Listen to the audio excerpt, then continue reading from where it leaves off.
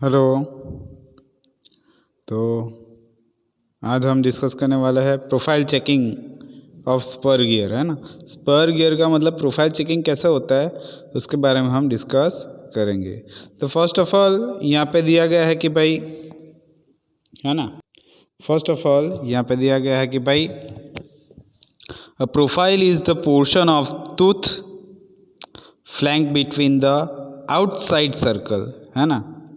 A profile is the portion of tooth flank between the outside circle and the specified form circle of diameter approximately equal to the pitch circle diameter minus twice the जो डिडेंडम हमने देखा था ना, देखो एक minute, ये यहाँ पे जो ये हमने फिगर देखा था ना, ये वाला, है ना। तो ये फिगर जो ज्योमेट्री दिया गया है ना आपको, तो वो आपको पता रहना चाहिए, है ना,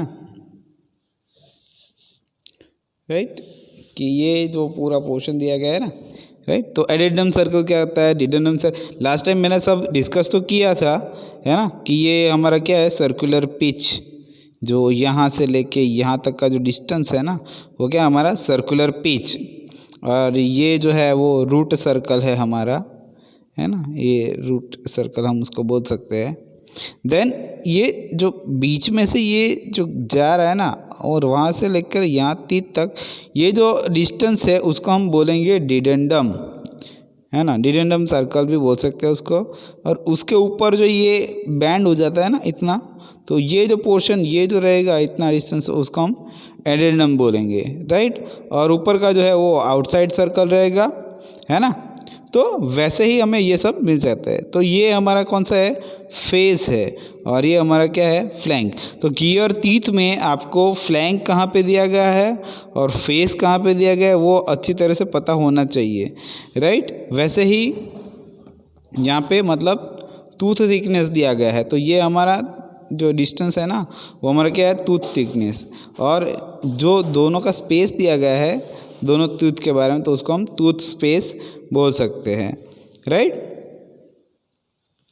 सो अगेन हमने वो डिस्कस किया कि क्या चीज़ होती है, right. Now so profile checking में बताया कि a profile is the portion of tooth flank, है ना। तो फ्लैंक में अभी पता चल जाएगा, राइट, क्या चीज़ होती है, right.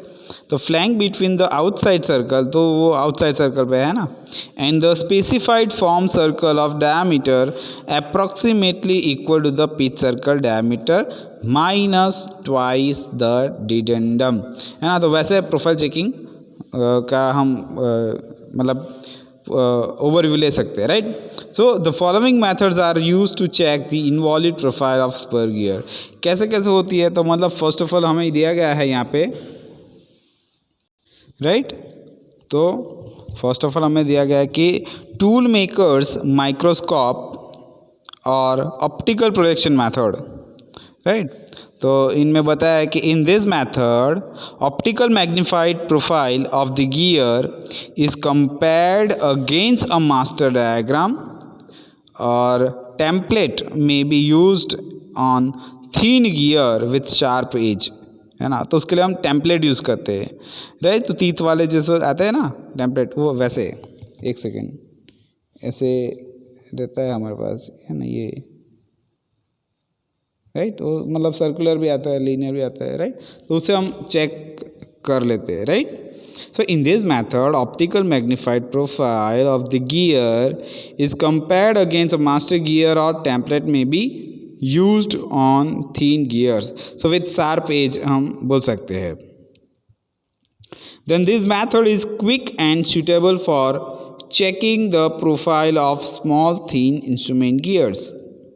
Right, this method is quick and suitable for checking the profile of small thin instrument gears, and we can say that. So the construction and working of tool makers, the construction and working of tool makers microscope is discussed in chapter 12 में discuss करेंगे, right. So we have just overview about the tool makers microscope, right, or optical projection method, we can say that. Then बात करते हैं कि by using involute measuring machine using involute measuring machine. तो उसमें first of all बताया है कि this machine is design for checking the involute profile, है ना। This machine is design for checking the involute profile of the spur and other gears, है ना। This machine is designed for checking the involute profile of the spur gear or spur and other gears, right? So involute measuring machine is shown in the figure. Involute gear जो है वो दिखाया गया है ना इसमें, right? तो कैसे ये मतलब तीथ का मेजरमेंट हो रहा है ना। ये हमारा क्या है, तीथ है ना। तो ये जो है हमारा बेस सर्कल है और स्ट्रेट एज पे ये लगाया गया है ना। तो इससे है ना, ये प्रॉब है तो प्रॉब से हम मेज़र करेंगे ऐसे, फिर ऐसे राइट प्रोफाइल, लेफ़्ट प्रोफाइल, है ना, वैसा करके हम मेज़रमेंट कर सकते हैं, राइट। सो वही तो बताया है कि involute measuring machine is shown in the figure. If a straight edge is rolled around a base circle without slipping, so the stylus of the dial gauge attached to the straight edge would transverse a true involute, है ना। तो उसको हम true involute भी बोल सकते हैं, है ना। इनवॉल्यूट जैसे ही मतलब होगा, राइट। सो अगेन हमें बताया गया है कि भाई a ground circular disc having exactly the same diameter, a ground circular disc having exactly the same diameter as the base circle of gear under test and along with the gear to be tested are mounted on the mandrel. जो mandrel पे लगाया गया है ना, suppose, है ना, मतलब right. तो ये एक mandrel है ना। तो एक ये मेरा सरफेस है, राइट। तो ये हम एक मैंड्रल लगाया है ना।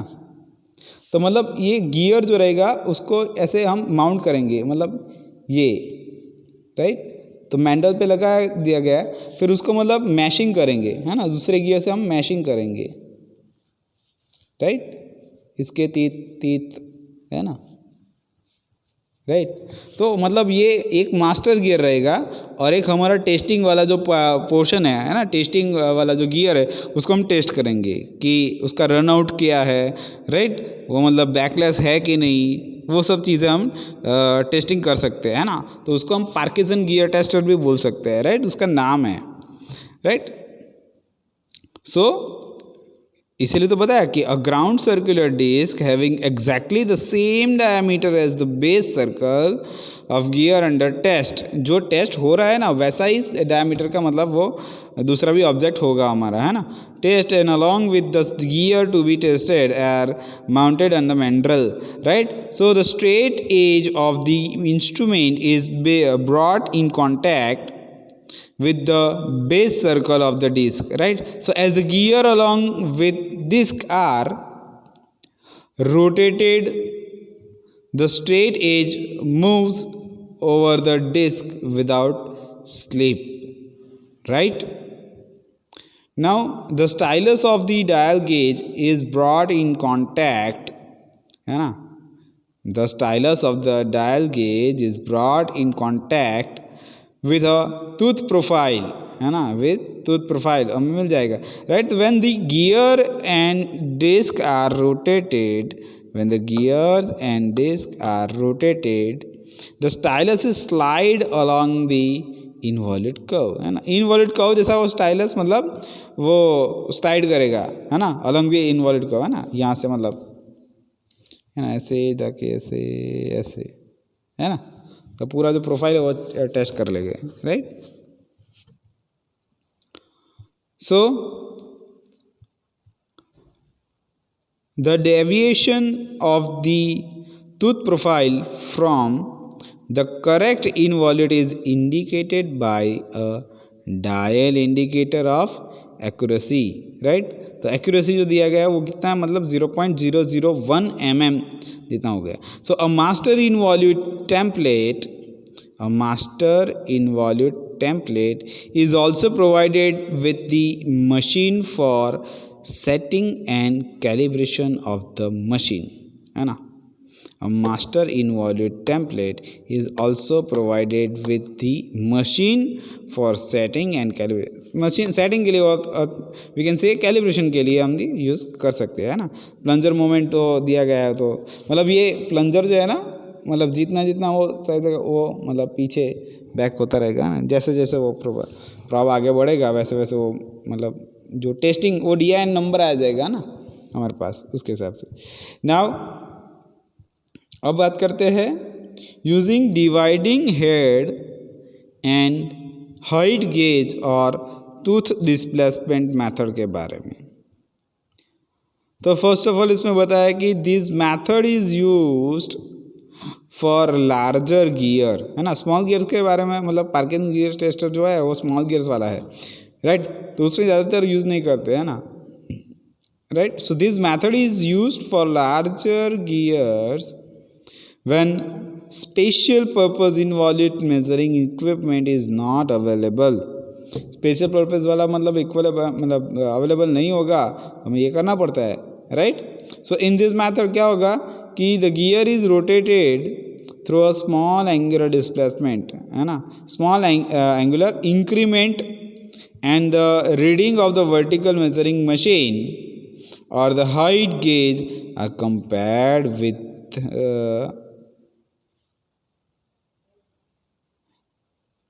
right proportionally, right. So calculated values at about 5 to 10 places along the tooth length, है ना.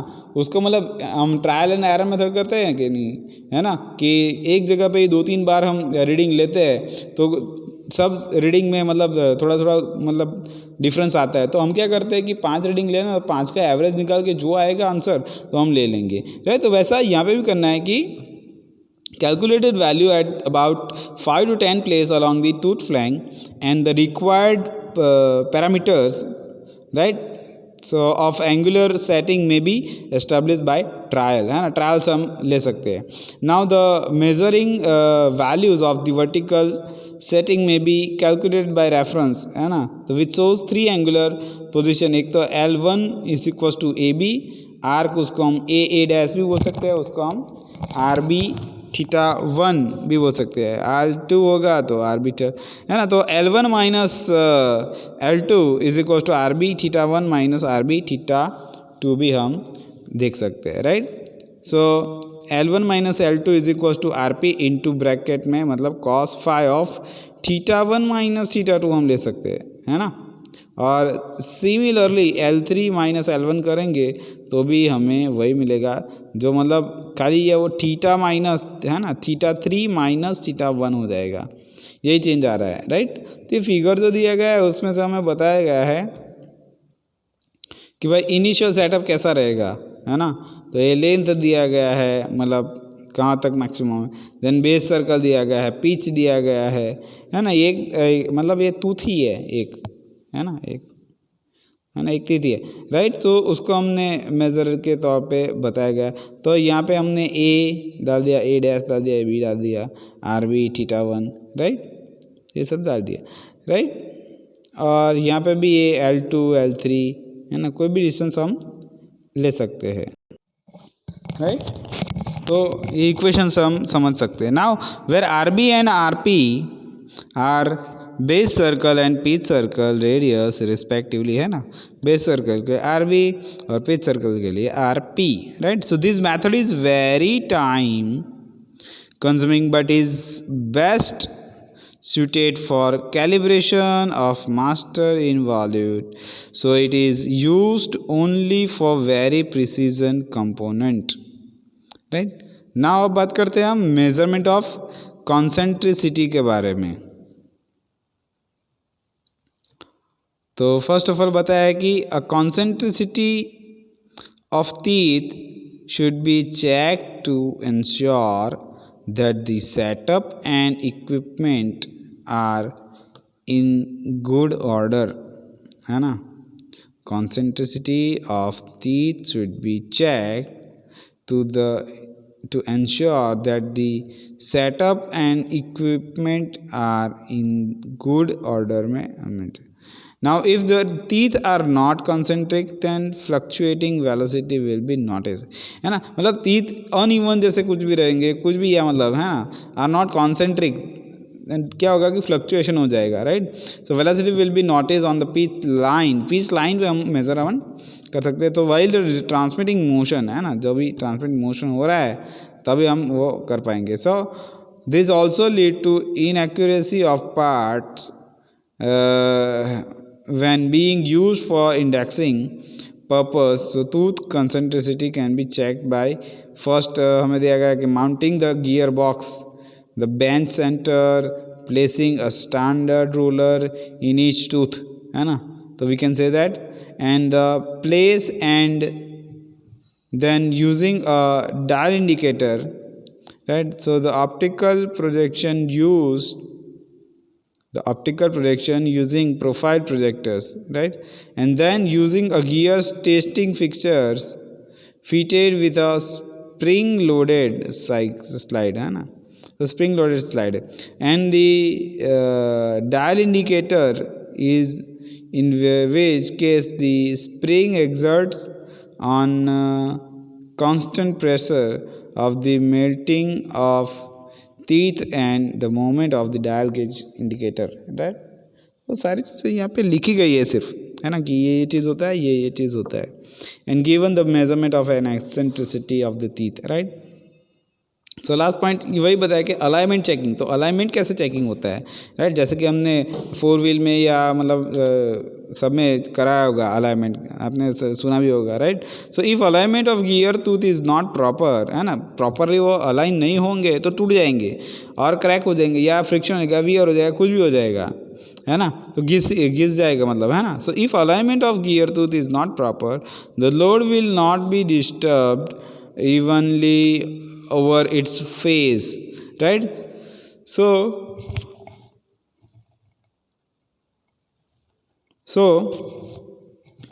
the alignment of gear with respect to the axis of mounting may be checked by placing a parallel bar